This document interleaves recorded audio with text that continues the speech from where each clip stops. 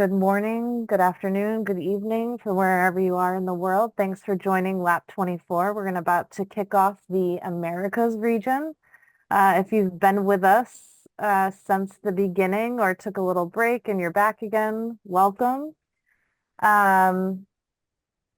We have another 8 hours to close out Lap 24, and we're all very excited and happy for you to join us.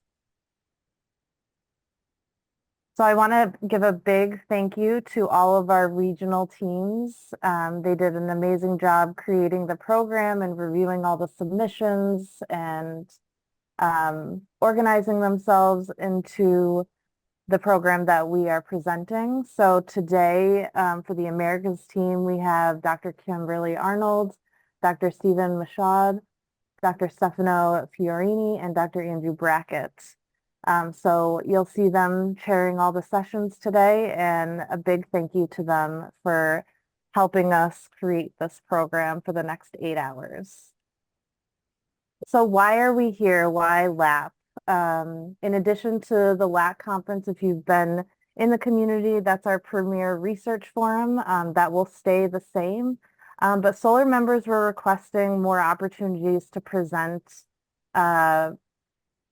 practical implementations, more of the staff side, not so research heavy, easier submission process, simplified opportunities for open conversations. So this LAP around the world idea came about from many years ago. I heard about the Apereo virtual conference that did something like this. So I thought, let's try it out. We've had success with Black virtual conferences, but if you've been a part of those, they were block scheduling. So sometimes that provides disadvantages for certain areas of the world.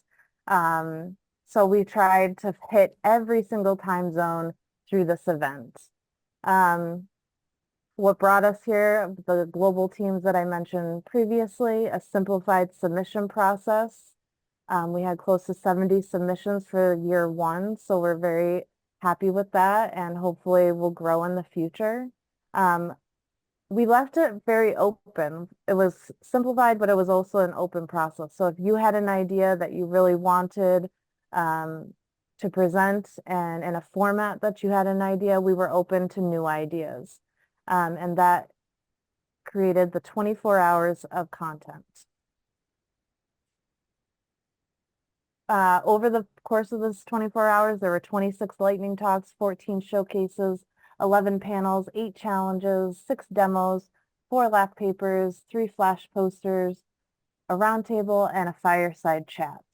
We have about 170 presenters and 223 attendees as of my count about 15 minutes ago. It could have grown. There have been a few late registrants.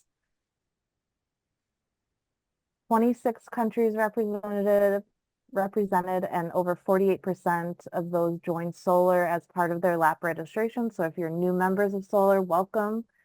We hope this event will be the first of many. GatherTown, if you've never used it before, we've used it in past LAC conferences, but if you've never used it, I encourage you to go walk around during the breaks. We're going to have a couple of facilitated networking sessions with some lightning talks later on today. It's basically set up in 4 rooms. The main room when you first enter, and then if you use your arrow keys, you can move your avatars. You can create your avatar with different clothes and skin tones. The breakout room where the discussions will happen with the lightning talks will take place in the breakout room. Each table is labeled A through J. There's a lounge in the top right, and then there's also a beach. I don't know where you are in the world, but it's about 95 degrees today in New York State. So I wish I was on the actual beach, but we'll go with the virtual one. And I use that same line in the Oceania opening too, so sorry for using it twice. But we're in a heat wave.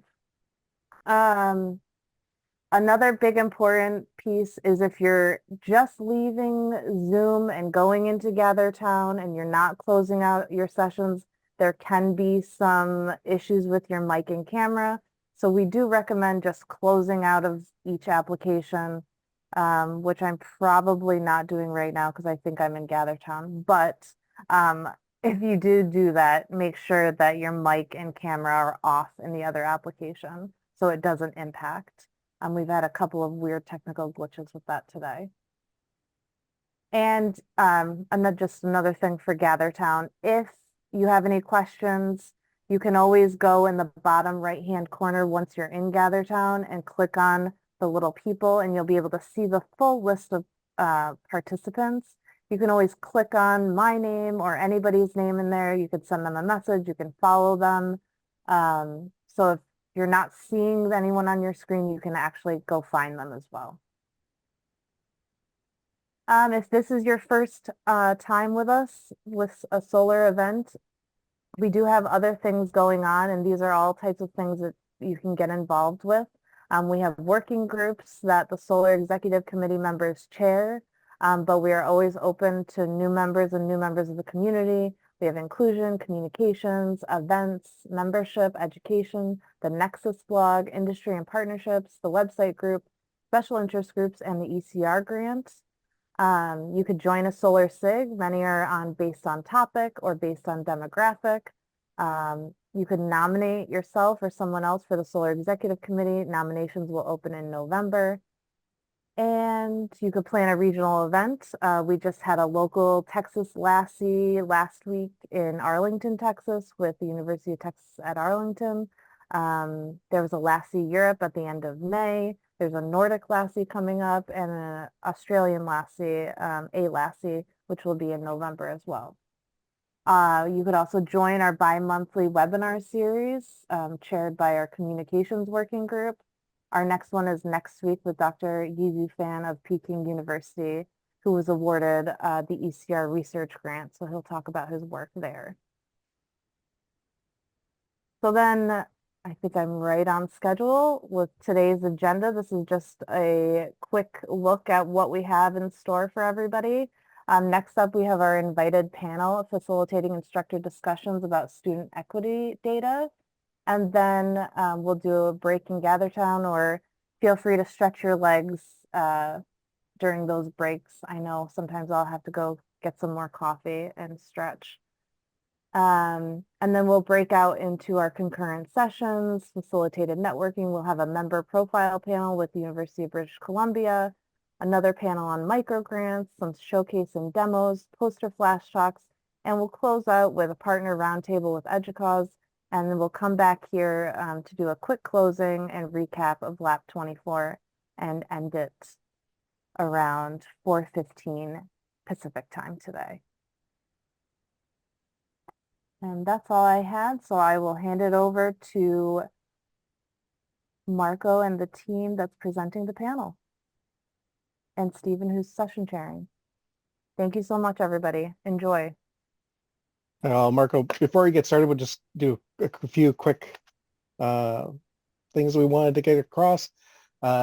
First, we did want to kick off, but I'd like to acknowledge that I am situated on the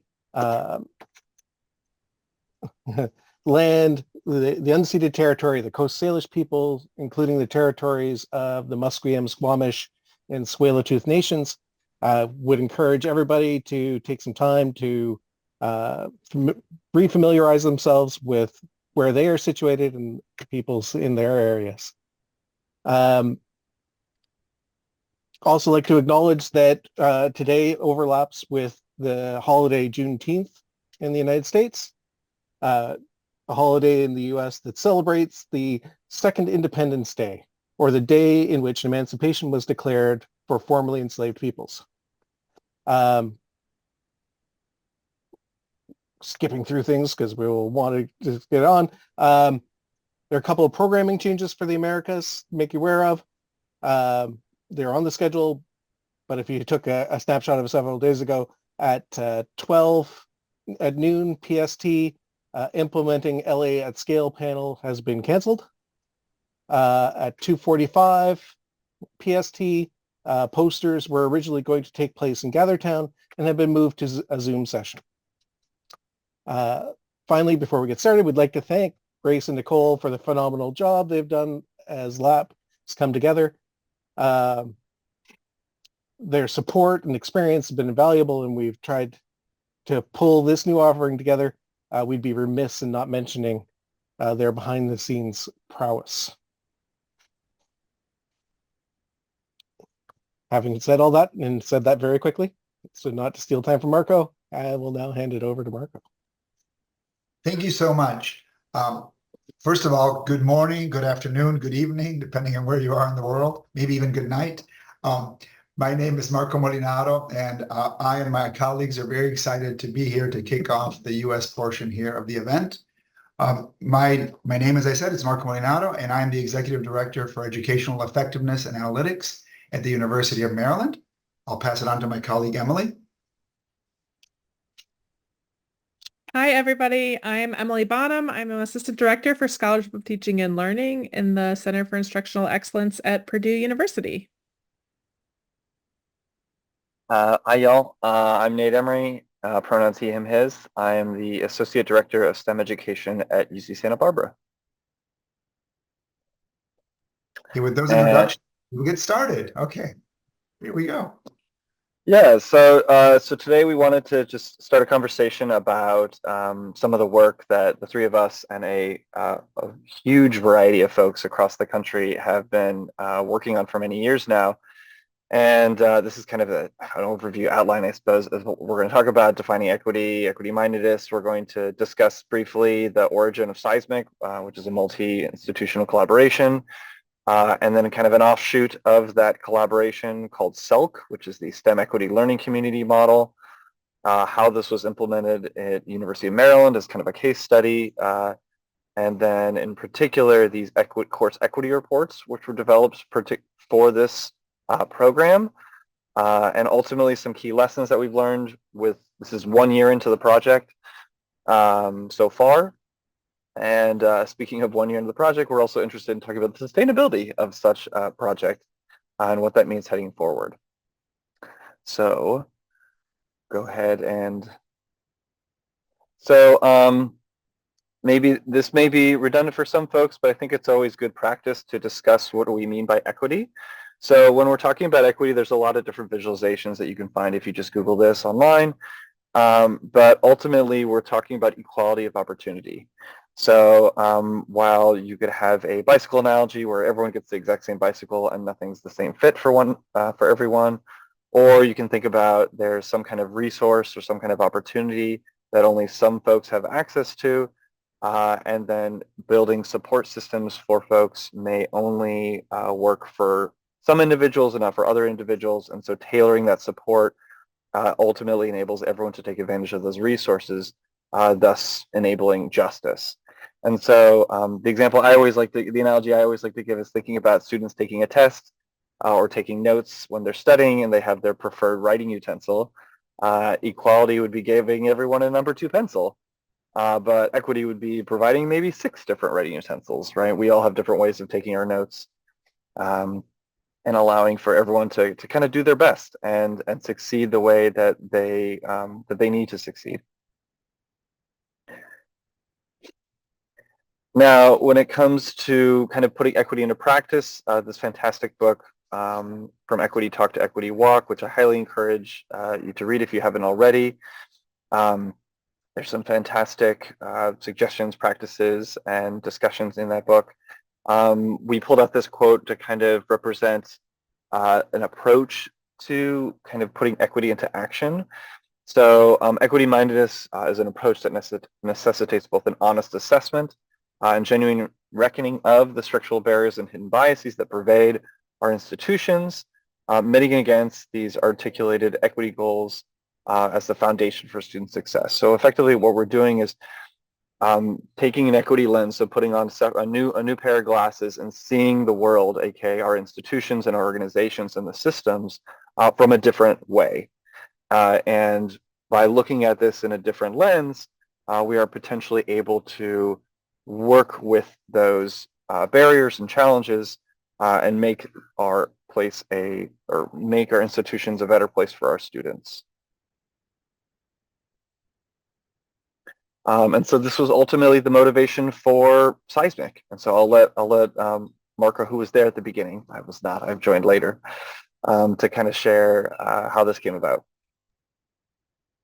So basically, we were starting to do a lot of initial analytics work back in 2012, 2013, and realizing that there were definite differences in the outcomes of different groups of people. A variety of different efforts started to spring up. There was an effort among the Big 10 institutions in the United States where they tried to unify, and they were going to do kind of a big, gigantic, unified analyses by aggregating everyone's data. Well, that didn't work. No institution wanted to share their student level data with another institution. So a new approach came about where we started to do parallel analyses and then kind of bring together our results, our aggregated results. That led to, over time, to the thinking and a lot of conversations with the Sloan Foundation, which then allowed us to launch in 2019 with the leadership of Tim McKay at the University of Michigan, the SEISMIC collaboration. And in this collaboration, really, the main focus was that a class cannot be successful unless it is equitable and inclusive. And at the very beginning, we decided that based on the data and analyses that we had done many years before, that the primary focus of this collaboration would be on the introductory STEM, science, technology, engineering, mathematics courses that are so prevalent in students' careers here in the US. The initial institutions are represented here. You can see we had a variety of institutions led by the University of Michigan. We had Indiana University, Michigan State, 3 UC campuses, UC Santa Barbara, UC Irvine, UC Davis, and this is where I was at the time. University of Pittsburgh, Arizona State University, University of Minnesota, and Purdue University.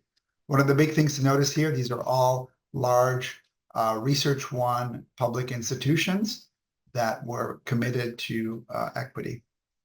Now, as the work went on and COVID interrupted it and kind of stretched out the work of the initial SEISMIC, we wrote a National Science Foundation grant and were successful in getting the SELC project, or the STEM Equity Learning Community project, underway. The overall objective of this project was that we wanted to figure out how to create STEM equity learning communities in universities, and you didn't have to be a SEISMIC member, though the vast majority of people that participated in this were SEISMIC members, and try to figure out how do we engage instructors, department leaders, undergraduate students to discuss equity as related to those introductory courses. And really our hope was that we would dramatically transform these introductory STEM courses by creating a community that's engaged in doing that work. And realizing that we can't just focus on having an individual instructor change their course, but we really need to have a more department-wide kind of change happen. We need to transform a variety of courses, and that our STEM students take courses across a variety of STEM departments. So we need to figure out how to get those conversations to be mixed and have faculty, students, and administrators work together on these issues. So we developed the SELC teams, and the SELC teams are here represented by these stars. As you can see, there's a cluster in California and a cluster out here in the Midwest and the Northeast. And it started off with a big, large institute in May of last year at UC Davis. And then the structure was basically each team, each local team, which was made up of 4 different STEM faculty members, 2 undergraduate students, 1 data analyst, and 1 facilitator. That was kind of the core structure, though some grew larger. That they would meet 8 times through the span of the academic year via local SELC meetings. And we would also have 4 meetings where all of the SELC teams would meet virtually and kind of share their successes and challenges. And we kind of wrapped off this first year of SELC with a meeting that happened, what was it, a week ago or 2 weeks ago, back at the University of Michigan, where we're trying to bring this idea forward and think about how we can actually create departmental action teams, not just STEM-wide teams that are smaller, but now focus on each department and create a larger team within each department. So I'm going to just take a few minutes and give you a quick example of what this looked like at the University of Maryland. So here was our team. As you can see, we have biology represented, 2 biology instructors were represented. We have an institutional researcher here, Alan. Gilly was a co-facilitator and helper. Joanne was one of our student representatives, along with Peyton here, the other student representative. Myself, Elias from computer science. Kendall, an instructor in the math department. Angela participated with us as a co-facilitator early on, and then actually moved to another institution. But this is the basic team that met together once a month to discuss how to go beyond conversations of inequality and inequities and really think about how to think about these challenges and try to address these challenges in our classrooms. So our local context for this work was we were situated within the College of Computer, Math, and Natural Sciences, and they also have their own teaching and learning center, which we brought into this project.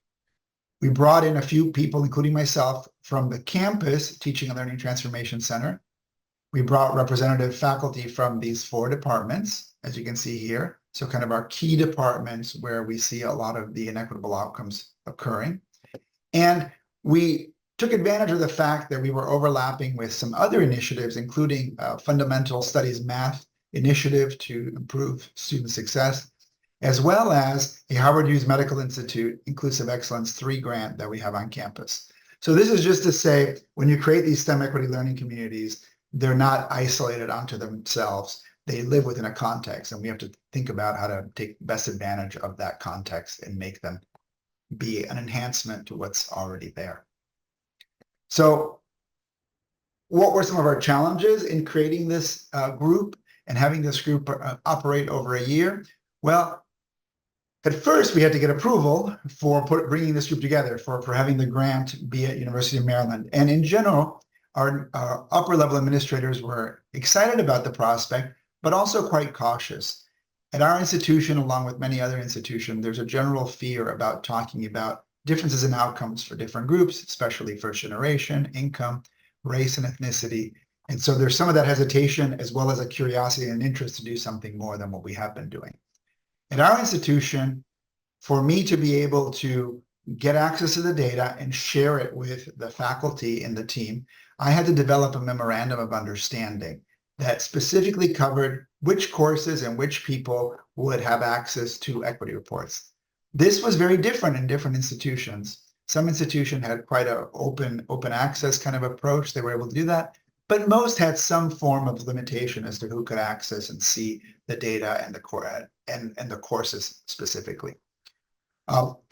We found, along with several other institutions, that a low-income or Pell eligibility variable was not accessible due to our state guidelines regarding the use of Pell information purely and solely for dispensing of aid. So since we were not dispensing any aid through our project to students, we were not able to access Pell eligibility. Now, we did create our own metric that gave us hopefully a quite similar value based on census tract median income information related back to the student's permanent address. Now, overall, when the reports were shared with the group they were shared with, and I was also able to share it with upper administration, there was a lot of appreciation for the awareness that these reports provided, but an immediate, so now what? So we see this data, we see there's these issues. What suggestions do you have? What can we do about them? And I think that's really critical to think about when we share this type of information. We really have to be ready with, well, here's some things you can do. And those things can't be just, oh, well, design your courses better.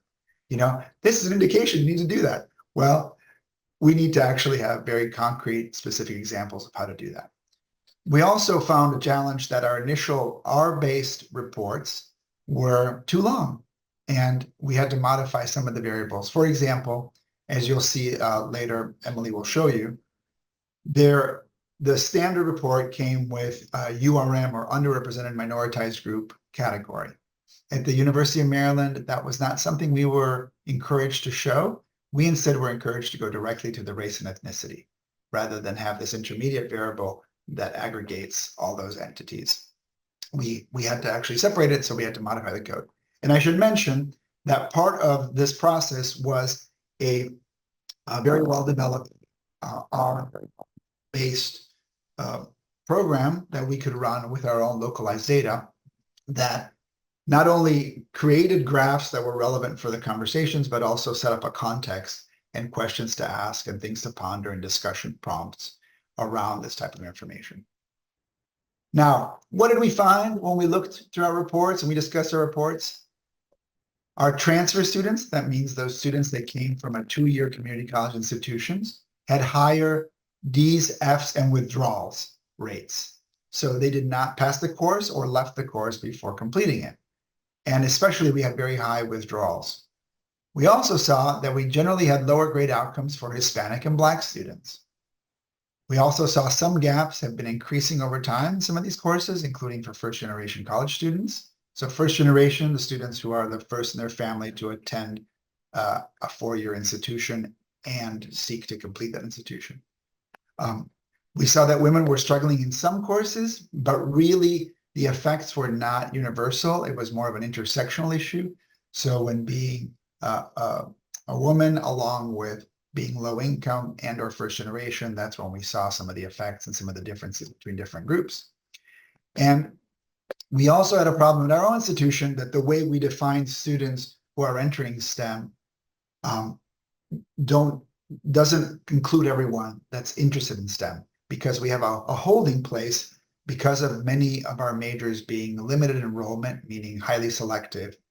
You have to first pass through a set of courses before you're allowed into those majors. And those students, while they're in that holding group, are not labeled as STEM students. So we didn't have necessarily a good representation of how our STEM students, STEM interested students, were doing compared to the others. I'd say the biggest thing is really for us was focusing on interpreting data and working on next steps in terms of practices and structures, rather than thinking about how we fix student deficits. This is really a key point in the work that we've been trying to do. We are not here to fix student deficit. The problem is not just about the student. It's also about the way the instruction is happening. It's also about how the departmental policies are set up. It's really a system. So it's a system issue, and it has to be dealt with on a system level. We were able to engage not only our 2 students within our project on a monthly basis, but we also had a student panel where we got a larger set of students representing the voice. And I have to say that bringing that student voice in on a regular basis, as well as these special occasions, was really special. It really brought some reality, a reality check to the things that we were seeing in the data, and gave us some stories and things to think about that you wouldn't automatically think about already being so far removed from today's students, in our own roles. So we're not done. The things that we are still in the process of doing, we are still in the process of presenting to our university leadership, college leadership, and department leadership.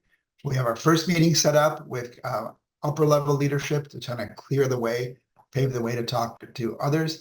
I know that in Emily and Nate's case, that everyone's in a little bit different place. Some people have already given some presentations, and I'm sure they'd be happy to talk to you about, how some of those things went. We're in the process of setting them up here in the summer where people are a little bit quieter, things are a little bit better, and we can get people's attention to talk about these things. We're also trying to expand our MOU. I'm hoping that our memorandum of understanding will now cover many, many more courses. And we are connecting our project even more tightly with the departmental work that's happening in our Howard Hughes Medical Institute Inclusive Excellence 3 project. We're also working to simplify our reports.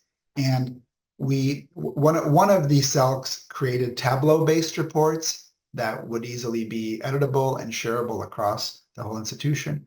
We're in the process of trying to figure out whether we work that way with our institutional research office and create a simplified report that would be accessible to many, many faculty, and then create a more equity-focused report that would be accessible upon having some kind of training.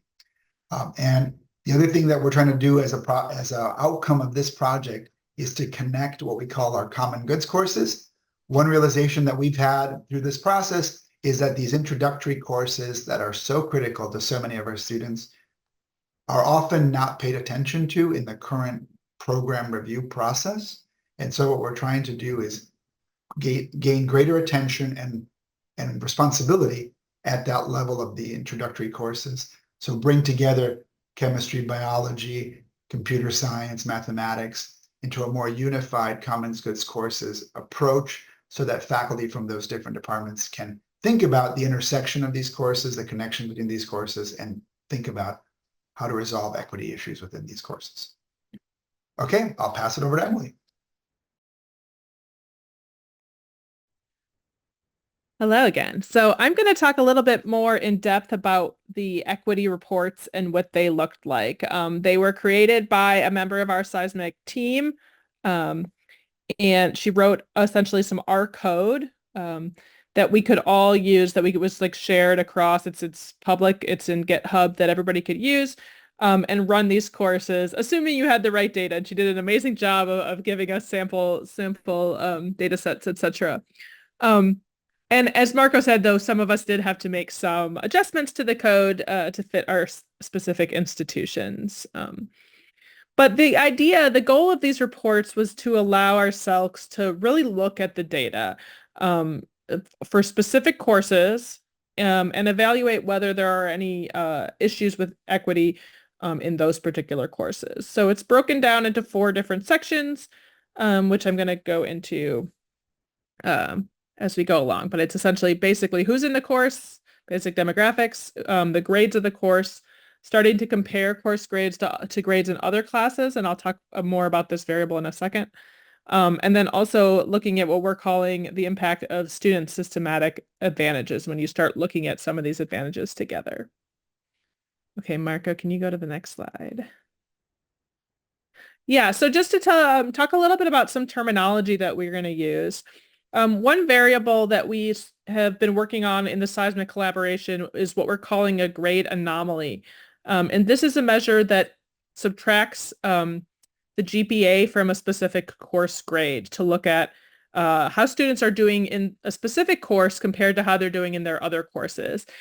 Generally, this is looked at kind of for the student's entire academic performance. So for instance, if they're a first-year student in their first semester, it's just going to compare that one course to the other courses they're taking that semester.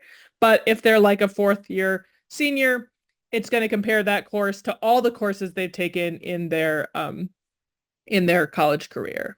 You can also do a term grade anomaly, but I think in general, the ones we've been using in this are full grade anomalies for the whole for their whole college career. And then we talk about our either grade penalties, and this is where the students in the course are having a lower grade than their other courses, or grade bonus, where the students have higher grades in that course compared to their other courses. And even though penalties sounds bad and grade bonuses sounds good, it's not necessarily a positive or negative thing. Some courses are harder, some courses are easier, some courses are graded differently than other courses. So in isolation, it's not like really very indicative of much. But where it can get really interesting is when we're looking into the inequities of different types of students, is when you see bigger grade penalties for some groups of students than others. Oh, thanks, Nate. Put the code in the chat in case anyone's interested in that. Oh, can you go back one more? Because and then just the other terminology is we don't use the term underrepresented minority. We use peer, persons excluded based on ethnicity or race, but it's essentially the same variable. Okay, now you can move on. Okay, so section 1 is looking at who is in the course.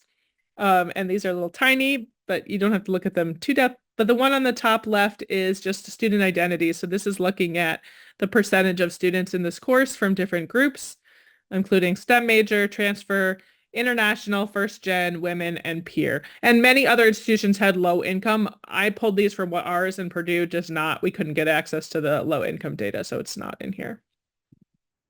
And then below that, you can see the student identities over time. So you can see how the course might have changed with these identities over time. And so you see how some of them are kind of variable, which is interesting. Some of them are pretty static. On the upper right, you can see the student majors. I can't tell you what a lot of those majors are, but the orange ones are the non-STEM majors and the blue ones are the STEM majors. So you can see that there's kind of a mix. Some courses you'll see like almost all the students in this course are from the same major, but some of them are more mixed. And then in the bottom, it's we have the student race ethnicities broken down. You can see Purdue is pretty white with a larger Asian population. All right, next slide.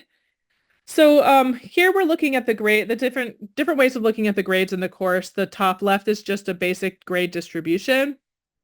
And if you look at the top right, you can see that that's, or no, sorry, go to the top. The bottom left is the grades by race ethnicity. So you can see how just basic grades, and you can see that dotted line is the overall mean, the mean. So the Asian students are performing above the mean, whereas everybody else is below.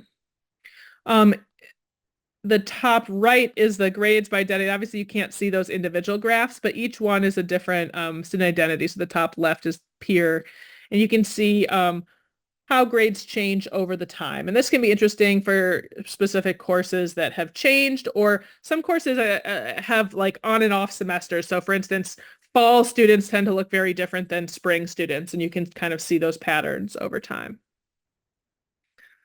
And then the bottom right is the DFWs, students who received a D's, F's, or withdrew from the course. And again, broken down by the different identity groups. So you can see, like, even though the transfer students is a very small number, they have a higher DFW rate than some of the other groups, and first gen as well.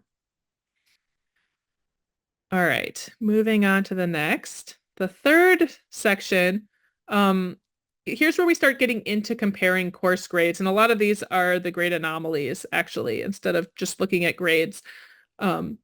But the top left, that one, and the top two are actually looking at kind of the same data in different ways. As Marco mentioned, our report was very long and it provided a lot of different graphs, almost maybe too many because it got a little bit overwhelming. But it's just ways to look at the data in slightly different ways. So you can look at that. Again, you can see that for this course in general, there was a grade penalty, and that you can see that the dotted line is to the left of 0, so it's negative. That means that all the students in this course, or most of the students in this course, performed a little bit worse in this course than their other courses. And again, that's not necessarily a bad thing, but when you kind of look, I like the graph on the right. If you look, you can see that these grade penalties are much larger for some groups of students. So for instance, yeah, women have a much larger grade anomaly. First gen students have a much larger. Non-STEM students have a much larger grade penalty than the STEM students. Down on the bottom, we've got the grade anomalies over time, so you can look and see how that's changed. And then on the left, we've got, again, grade anomalies broken down by race and ethnicity. All right, last section. This is where we started to try to combine some of these different groups to look at overall. So the systematic advantage index is a measure. This just kind of combines them all. It doesn't matter which one it is. So we try to have not a student deficit model. So we call it the systematic advantages. So what we're looking at, when we talk about advantages, it's really the opposite of some of these groups, which is a little confusing. But so if you're 4, that means that you're essentially a white male of high income, white male, high income, non-transfer, non-first gen. Thank you. And so you can see, if you look at the graphs on the left, you can see that the size of the bubbles are how many students are in each of those groups. So there's a lot more of those.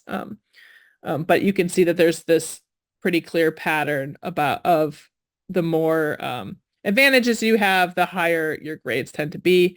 And, the more you have more of a grade boost compared to a grade penalty. On the right, you can see this is kind of where it's broken down. So you can look at some of these variables together, not just kind of combining them all. So the top is, peer plus women, peer plus low income, peer plus first gen, etc. Okay, so that's overall. It's a very brief version of many of the graphs, although not all of them, that went into these reports that we're able to report. We were able to provide to faculty and students and staff who are in the SELCs for this project. There's a question in the chat about, do these systematic advantages institution by institution, or are they hard-coded? They are institution by institution. So this is something that we've calculated. It's part of the R code. It depends on, because again, some of this stuff is a little bit different from institution to institution. For instance, you know, who fits into that peer group can vary a little bit. You know, yeah, institutions calculate these things a little bit differently. Thanks for that question. All right, moving on to the next one. So is this me? That's Nate. Yeah. thanks, Sam. Hand it over to Nate. Yeah, so some of the lessons that we learned using these equity data, I think there was a wide variety of experiences, and that was based on not just the personalities of the people who are interacting with these data, but also the systems in which these data were being presented or tried to be derived from. The SELC teams varied in terms of which type of faculty were actually participating. So some had academic leaders, some were kind of non-tenured faculty. Others had 4 faculty from the same department. My SELC team was 2 faculty from one department, 2 faculty from another department. So there's kind of variations there. The data access logistics, yeah, as Marco has already mentioned, Maryland had a rough time trying to get some of these data in the first place. Some of the variables just didn't even exist for certain institutions. And so trying to find proxies for those or other kinds of analogous variables to use for these types of analyses and visualizations could presented a challenge. One thing that was pretty universal in terms of what the facilitators and analysts realized through these conversations, since that is all 3 of us here, is that a lot of prior training and discussion was needed before providing the reports. So while the faculty and even the students were pretty excited, you know, chomping at the bit, trying to get this information, it was really important to prime the audience prior to the reveal of this information, because as humans, folks tend to, you know, unfortunately, naturally fall into a deficit model and fall into this view of, oh, this is how some students are performing, these are how other students are performing. Clearly, these students are not as good or not as knowledgeable as these students. When in reality, it's a trickle down effect of, or a legacy, if you will, of kind of systemic equities across these students' entire lives. And so trying to focus on the system and not just individuals takes a lot of work. It takes a lot of conversations. As Marco mentioned, the student voice is incredibly valuable. While initially, at least in our SELC team, the students were initially quite anxious and nervous to be talking to their professors, some of whom were teaching them in that moment.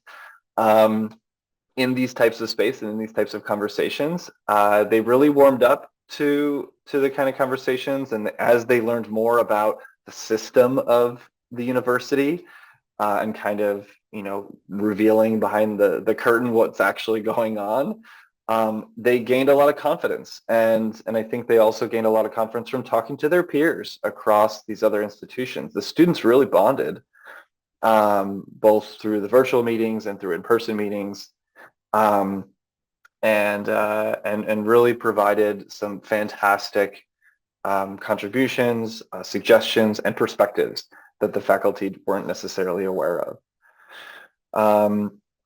Sustainability is challenging, so how these reports move forward into kind of the systems and processes in which we operate at our various institutions is highly variable. So Marco mentioned kind of what's going on over at Maryland. We're pretty lucky at UC Santa Barbara that we're in kind of a pretty good data flexibility of moving data around to be able to incorporate these reports into a wide variety of academic and institutional processes, such as program review or even using them for conversations around merit and promotion. And so we're developing an intake form so that any faculty or department chair can request these forms. And then in order to get the data, they have to have a conversation with us. So this is where that making sure there's that little hurdle of priming the conversation prior to getting access to the data. And lastly, this has kind of been, I guess, I discussed ad nauseum, but the local context does make a big difference. And so I think also when it comes to customizing the reports, as Marco was mentioning, that really hinges on your human resources. So do you have the people who can actually work with R code or Python or whatever, or Tableau, whatever system that you're working with at your given institution, to be able to actually edit this in a meaningful way? And so myself and my analyst colleague here at UC Santa Barbara, we're lucky enough to have these skills to be able to manipulate these reports and actually turn them into something that's more tailored to the UCSB context. So as we look forward, really, Maryland, we're trying to engage the leadership at multiple levels and think about much broader dissemination of this data, but thinking about that via existing tools for the most part, seeing if we can incorporate it into other things that people are already used to. And as Nate mentioned, that they're already doing at Santa Barbara, we think there's an opportunity here for broader access because we can support our accreditation process that we're going to be undertaking in the next few years. So we think this is a way that we can talk about how we're addressing the spreading of information about challenges that are occurring in some of our courses. So this would be a good way to do it. Emily? Yeah, so at Purdue, I've been working on almost even before the SELC project started, what we're calling a historical course dashboard, because at Purdue, the words equity are not as well accepted in the political context of our university. So, but I'm working on what's essentially a shorter version of the equity reports that's going to be a dashboard that actually is now a dashboard that all faculty can access. So it's now available for all faculty, although they don't necessarily know that it's there unless they pointed out them. So we're working right now on a communication plan about how to talk to faculty, how to talk to I'm going to be talking to some deans and associate deans next month about how to look at these data and what to do with these data, because I think the data is wonderful and it's a great first step, but it doesn't really answer any of the questions, right? It provides and it points you in the directions of what questions you should be asking. So as you know, as Marker said, we had to think about like what are the things that we can do then. So it's the now what. And so we want to make sure that faculty, it doesn't just feel like something that we're dumping on faculty and say, hey, deal with this yourself, but providing the resources to help and support them, and talking to the departments as well as just the individual faculty to make it more of a systematic, some more systematic interventions. So that's what we're doing at Purdue. Nate? Yeah, I've mentioned a couple of these things already. We are partnering with our respective DEI office because we still have one. Maybe that's too soon. But I think, you know, as Emily mentioned, finding ways in which to get these types of data into pre-existing academic processes and systems, I think is going to be the real means of success. So not necessarily forcing folks to come to us, but actually trying to meet people where they're at and the things that they have to do as part of operating in an academic institution, I think is going to be the real like road to success when it comes to getting folks to have these kinds of conversations. Okay, so now we are here for the open discussion. These are some potential prompts for conversation, but I did see there was already a question that came up about how, what is our secret to getting students to engage? I'll contribute one secret, and I'm sure my colleagues can contribute more. Really including them as colleagues in our conversations, in our STEM learning community. Nate and Emily? One thing that the students expressed that they really, really genuinely appreciated was establishing community norms. So what are the norms for discussion? So, coming from a place of respect, recognizing the difference between intent and impact, listening to understand instead of listening to respond, like these kinds of norms that we collectively as a team agreed upon made the students feel much more like colleagues and much more comfortable speaking up, knowing that, okay, the faculty have agreed to like the me plus 3 rule. After the faculty speaks, they're going to wait for 3 other people to speak before they talk again. And so that ended up being quite useful. Yeah, I will say at Purdue, we're really lucky because they've also started what we're calling a student pedagogy advocates program, where we partner faculty with students who are not in their course. They're completely unrelated to their course, but who work with the faculty throughout the semester to improve their teaching. So they provide that student viewpoint. They sit in the class, they do observations, and they talk about, sort of whatever student engagement, whatever the faculty is interested in. So we've got kind of a model for working with students already. And I think, again, as both Nate and Marco were saying, it's really about, yes, the students are paid, they're employed. Yes, we pay them and we employ them for the semester. But it's about empowering them to recognize their value. And I think, having had this program for a few months or a few years now, you can see like the first semester they're a little bit tentative, but by the a couple semesters in, they're really confident about their own about what they have to add. And I think, and faculty too, you'll see at the beginning of the semester, faculty will be a little bit uncertain about like, oh, this student doesn't know any of my content. How can they really help? And then by the end of the semester, they're like, oh my gosh, it was so helpful to have this student. I want them again next semester. So yeah, finding those opportunities to tap this, some students that you already have. But I will say, everybody always says like, oh, maybe those are like the special students, but we've never actually turned anybody away from that program. Like this all, it's really just about empowering the students and allowing them to speak up, in those positions of power. The other thing I would just add, that was a kind of a special circumstance in our multi-institutional partnership, is that students had a chance to interact with students from other institutions, and that was also really powerful. In the original kickoff meeting last May, they were also given some strategies for interacting with more rambunctious faculty or in situations that might be more challenging. So there was a little bit of training. We, Maryland, were a bit behind in the process because we were transferring the grant to our institution. So our students did not get to participate in that, but they kept on wishing they had, because they kept on interacting with students who had already had these kinds of interactions. And that's kind of a special thing about this SELC, right? Students from different institutions interacting with each other. The only other thing I would add is that we recruited from our tutoring center. We recruited from some of our other existing places, and of course, with the communities that we already knew about.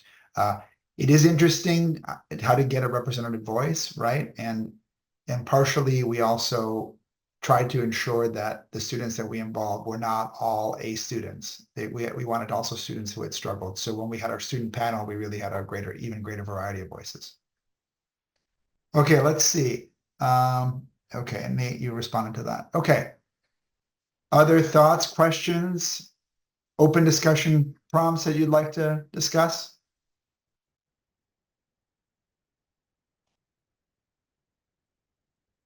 Oh, Stefano.